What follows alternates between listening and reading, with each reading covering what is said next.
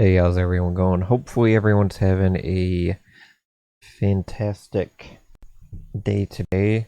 It is Thursday, September 14th, 2023.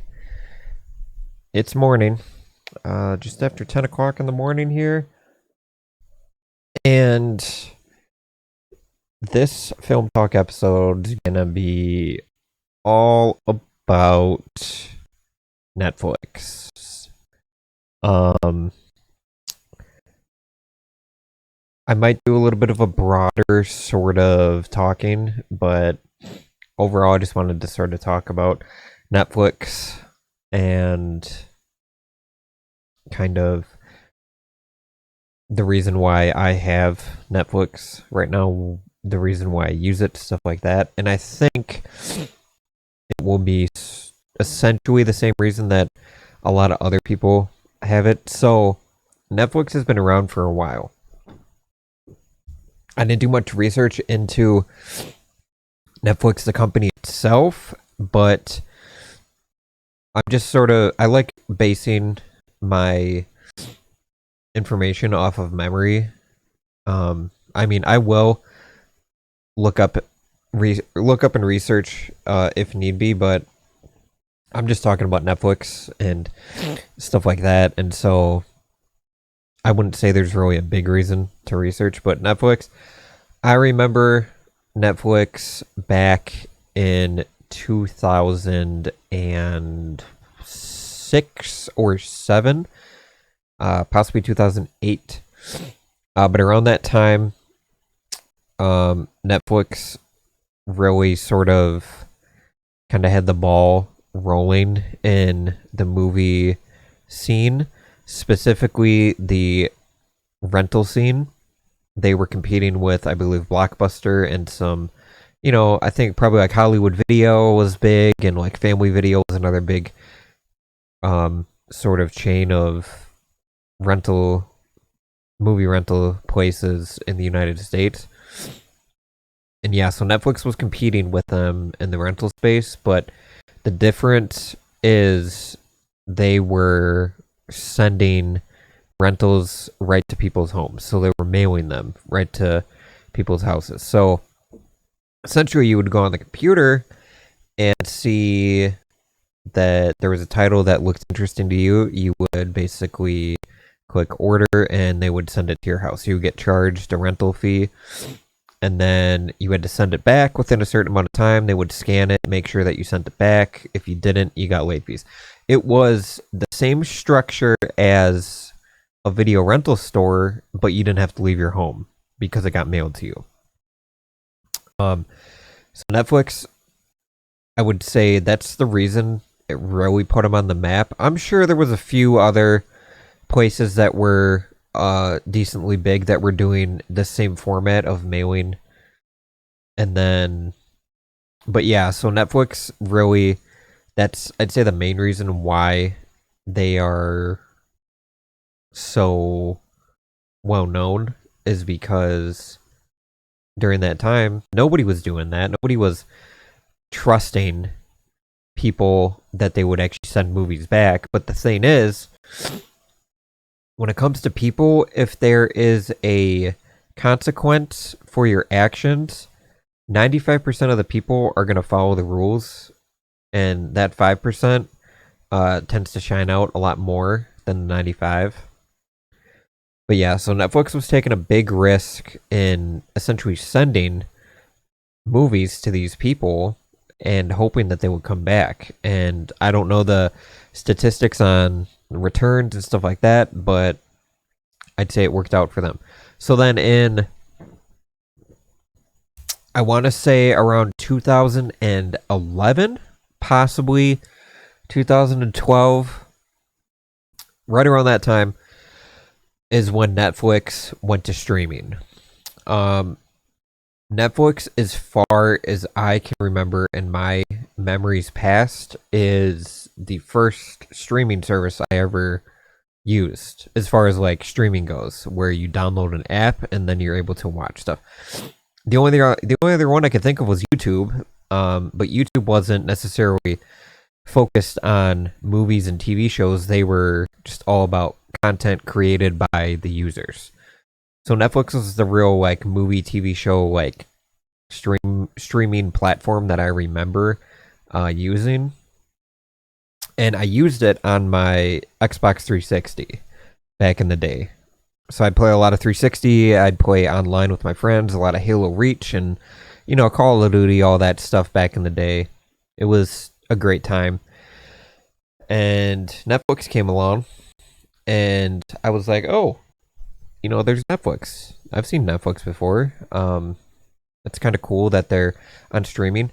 During the time, it wasn't necessarily monumental because, like I said, YouTube was such a big thing for a lot of people, including me back in the day, that another sort of video service on your Xbox didn't really feel weird. It just felt like, oh, they just offer movies and films. So the sort of transition period between video rental and streaming, it really just melted together and was pretty seamless in its transition. There was no like huge gap. Like there's a lot of transitions where I always remember the transitions between VHS to DVD and then DVD to Blu-ray.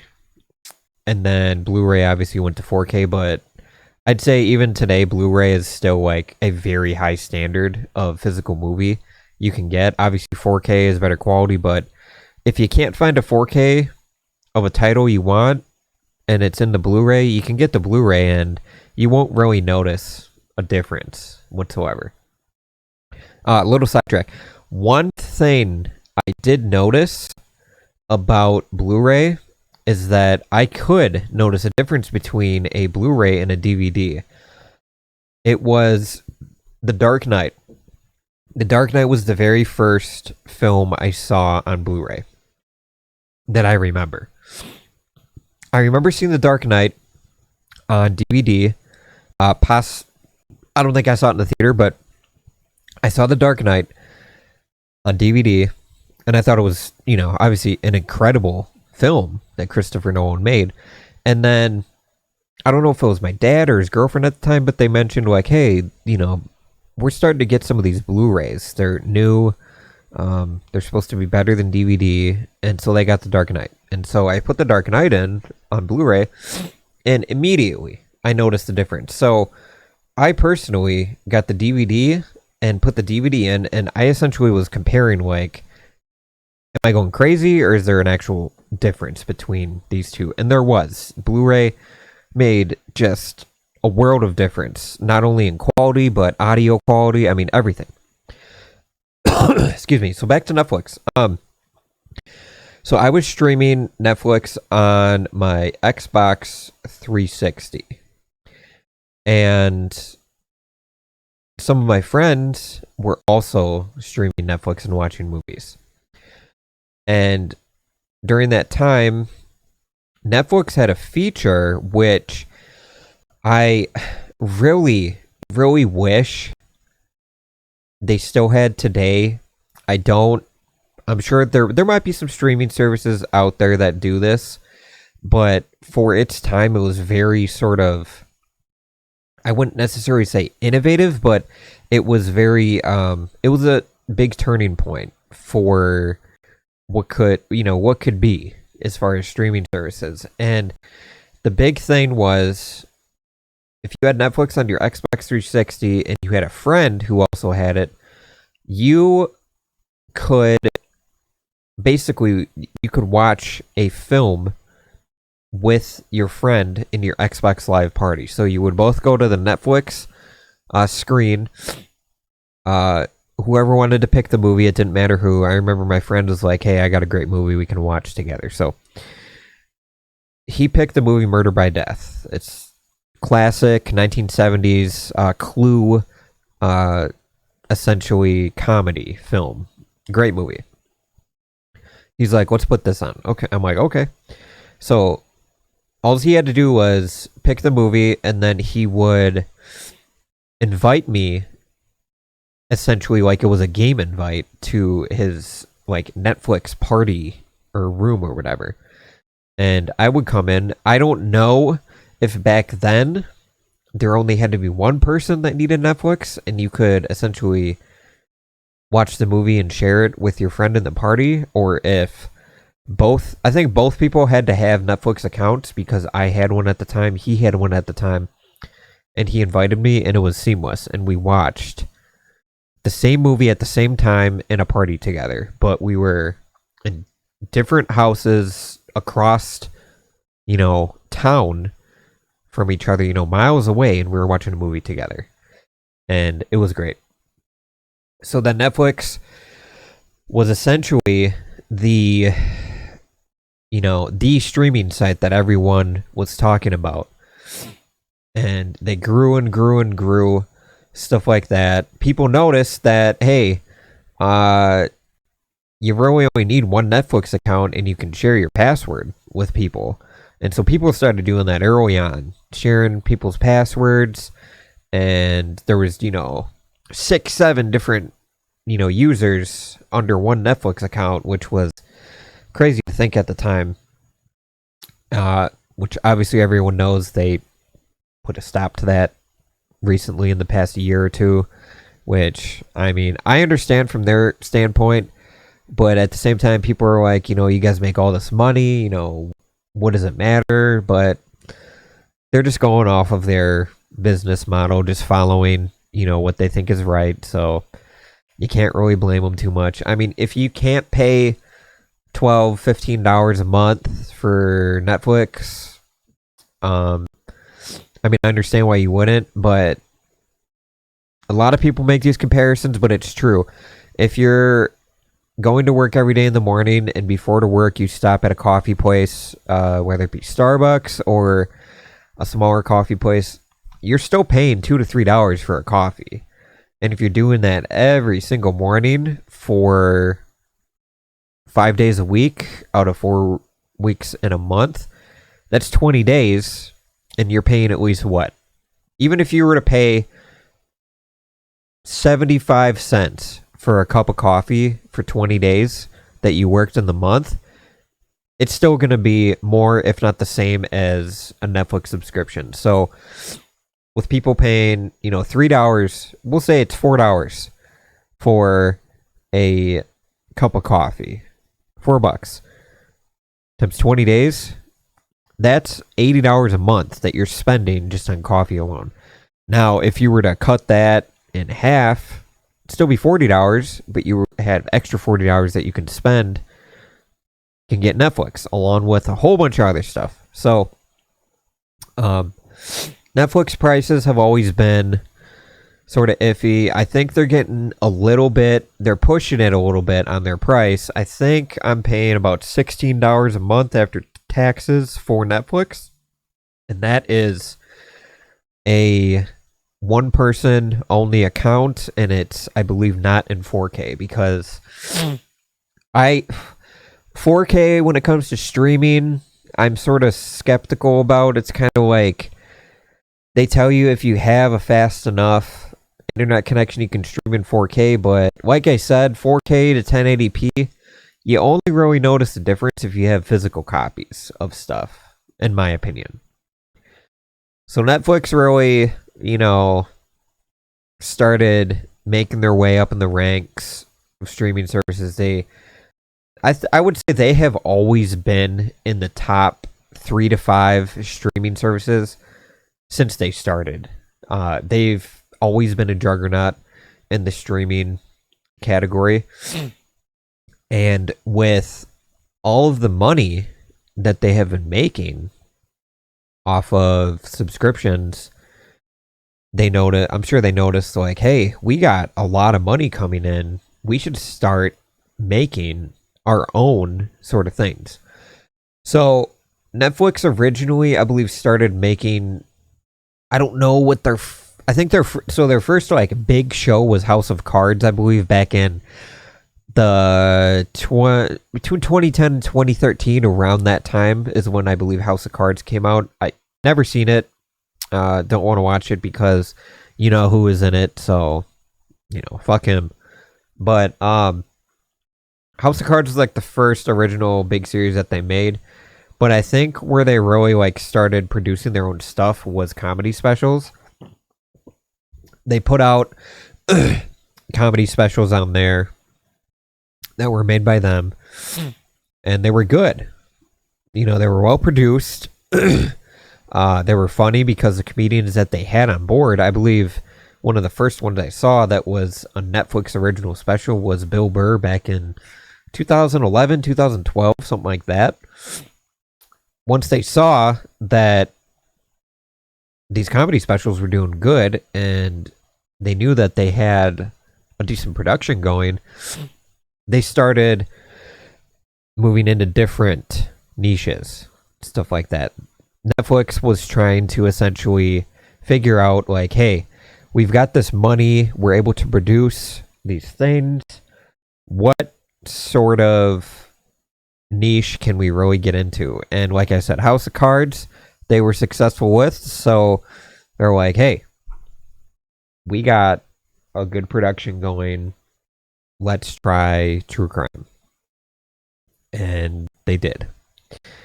And they succeeded. And they succeeded huge. So everyone likes true crime in some form, whether it be serial killers, lovers, murders, kidnappings, missing people, all that, anything under the true crime umbrella. There's sort of a category or niche that somebody's going to be interested in no matter what. I feel like Netflix knew this and they capitalized on it big time. They started making their own true crime stuff. I want to say personally, the huge true crime original Netflix series that they made that really sort of put Netflix on the map is like, hey, this is the streaming service where you want to go for true crime, is when they made Making a Murderer. Making a Murderer was a huge financial success for Netflix because the story was very, very compelling and very, very interesting. Netflix really, I would say Netflix making a Murderer, like doing the production and stuff like that, I would say is the pinnacle of when they found their not only niche, but their way of producing and making films. Netflix has a way of making series that really draws people in. They get their hooks on you, they pull you in, and you start just getting sucked in to these series. And they know that. And so they like to capitalize on that. It's not a bad thing. I'm not saying it's a bad thing, but every once in a while, if you're binging a series, take an hour, walk around, walk your dog, make some food, do whatever you have to do. Take some time between binging a TV show because it's not healthy to binge. So with Making a Murderer being such a huge success, Netflix, I'm sure, is like, holy shit, like, this series is crazy. It's getting a ton of not only press, but just people love it. I liked Making a Murderer. I would say I like it more than most people because it happened in Wisconsin, which is my home state. And so it sort of hit home a little bit different with me personally. But I would say the overwhelming majority of the population would say Making a Murderer is a good series because, like I said, it's interesting. The whole concept of a guy, being framed for a murder he didn't commit, gets out 2 decades later, and then it's like he's getting framed all over again. It's a great series. So Netflix started doing true crime. And there was one point in my life where I didn't watch Netflix because that's all it was. It was true crime everywhere you looked when you went to Netflix. It was like suggesting you true crime stuff. It was all over the place. Now, I wanna emphasize that Netflix has all different kinds of stuff. They've got action, horror, comedy. They've got everything. They're a typical streaming service. But I bring up true crime because Netflix has a very huge emphasis on true crime in their streaming service. Like, for example, there's other streaming services, like I'll bring up what they're calling Max now, but HBO Max, I don't have anymore. I used to, but HBO Max, they are successful not only because it's HBO, but because HBO has always been known for making some of the best documentaries anyone has ever seen. The reason for that is because when HBO started making documentaries back in, I don't know, probably the 70s, 80s, 90s, something like that, they had access that other people didn't have, and that was HBO was not on public television. HBO was a channel that you had to pay for, so it was a premium channel. With that came a lot of leeway. Since they weren't on public TV, they did not have to blurt out any swear words, any cuss words. They didn't have to blur nudity, anything like that. So they had a lot more of control and what have you over the documentaries that they were making. So they made some really well done documentaries, and HBO obviously capitalized on that. They're like, hey, we're the kings of making documentaries. Let's keep that going. So I would say Netflix is a huge true crime heavy streaming service. HBO is more of, if you want a really good documentary, go to HBO for documentaries, because I'd say 95% of what you're gonna pick, it's gonna be good. Even if you don't read the plot, it's gonna be good. So Netflix, being a very heavy true crime streaming service, they have a lot of true crime. So let me just go here and just show you some of the things that they have. So this is my Netflix account, and you just type in true crime and this stuff comes up. So you got like the Murdaugh Murders, which currently I'm actually watching right now. And it's just one of those things where you can keep going and going and going, and it feels like it never ends. And with Netflix and true crime, since their catalog is so big, there's something for everyone. One thing I want to point out, which I'm sure a lot of people already know, but this little N at the top left, if that's there, that means that Netflix made it. So let's just scroll and see how many of these were made by Netflix. Just by looking, you can see there's one that doesn't have one. So that's one that wasn't made by Netflix. And you keep scrolling. There's 2, 3, 4, 5, 6, 7. So there's a handful, but the rest of them made by Netflix. Doesn't matter. They've made just about every single one of these true crime things. Mindhunter is another great series that they made. I mean, it's incredible the amount of true crime that they made. So with true crime, since this is film and TV talk, I want to talk about just a few of the true crime series that I have watched in the past week, or possibly in the recent past, even decades, a decade ago, if I've seen it or not. But these are some of the sort of series that I would suggest you watch if you either want to get into true crime or you're just looking for a suggestion. So first thing I want to point out is there are a lot of series that are made by the same director and producers, but they're not connected to each other when you click on them.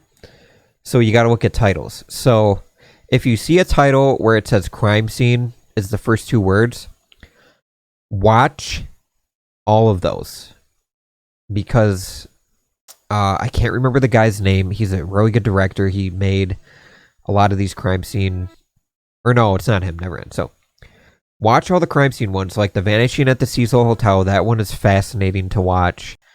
It's very binge worthy. And then you've got these heavy hitters. Conversations with a Killer. These, when I first saw them, I was like, I don't know. Because reading the title, it is very deceiving. When you read the title, Conversations with a Killer, I always think, well, it's probably just, 4 episodes where they're sort of laying out, these tapes that they've taped with these serial killers and just kind of piecing it together. But it's more than that. When you watch Conversations with a Killer, it's all about the serial killer, and it's all about the horrific things that they have done, and they sort of lay it out in a timeline.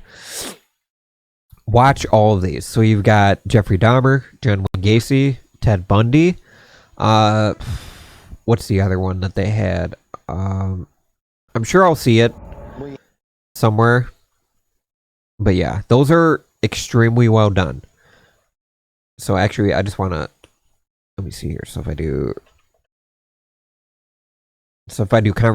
conversation. So these three are very, very well done and worth watching. And then you've got Crime Scene. So Crime Scene, there's 3. You've got The Vanishing at the Cecil Hotel, fascinating. The Times Square Killer, that's a really, really good one, because it's in the 70s, early to mid 70s, which is a great time to watch if you're interested in history. And then this one, The Texas Killing Fields. I had never heard of it. Another fascinating one. Very good. Girl in the Picture. This is another one. Extremely, extremely well done. Fascinating to watch. Twists and turns everywhere. And then this one. So this one, American Murder, The Family Next Door. I really, really, really liked this. It was because of how they filmed it. American Murder, The Family Next Door, the way they filmed it was they compiled all of the body cam footage that they had during this whole crime scene and murder investigation. And that's how they showed sort of the narrative and what happened step by step. It's very well done. Once you watch it the first time, if you watch it a second time and you know who the killer is and stuff like that, it's very chilling to watch, because you can kind of see, how comfortable they are around the police after they've done such a horrific thing. It just sort of adds more depth to the whole idea. So yeah, Netflix, huge true crime streaming service. I think a lot of people have already known about this, but I just sort of wanted to put my 2 cents into it, because it's very fascinating to see, a now streaming service, sort of the progression of their life, how it was a delivery, a rental mail delivery service where you had to get it, where you would get a physical copy in your mailbox, watch it, make sure not to damage the disc or scratch it too much, and then have to seal it back up and send it back through the mail, and hope that it got there, and hope that you don't get charged with a late fee. I'm sure the late fees were a few bucks back then, but still. Very, very fascinating to sort of see the progression of Netflix and what it has become. I hope you guys enjoyed this video of Film Talk episode 3. Just me rambling and talking about Netflix and what it's become. If you did enjoy this video, hit the like button. If you like topics like this and videos like this, consider subscribing. It's 100% free, and I will see you guys in the next video.